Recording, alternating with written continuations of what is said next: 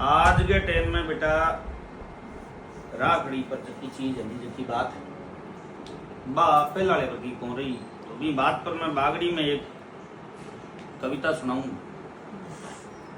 क्या कित गई मेरी राखड़ी, कित गई मेरी राखड़ी, टाबर पने में बंधती 10-12 बंधती मेरे राखड़ी, टाबर पने में 10-12 बंधती मेरे राखड़ी, अब रहेगी एक आधी कित गई मेरी राखड़ी। पहला तो मिलती मिश्री की डली, पहला तो मिलती मिश्री की डली, अब नसीब कोनी हुए खांडगो बोरोई, कई बार बैठा बैठा सोचा कित गई मेरी राखड़ी।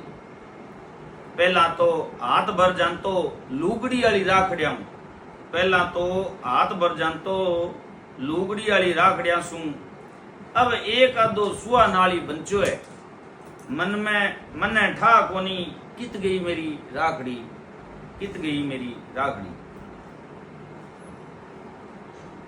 पहला बोला हाथ होता, पहला बेणांगा बोला हाथ होता, जद रिपियो रिपियो पांती आंतो बेणा ने, पहला बोला हाथ होता बेणांगा, जद रिपियो रिपियो पांती आंतो बेणा ने, अब रिपिया बोला हो गया जद हाथ कम रह गया, कदी कदी मैं एकलो बैठो सोचूं कित गई मेरी राखड़ी।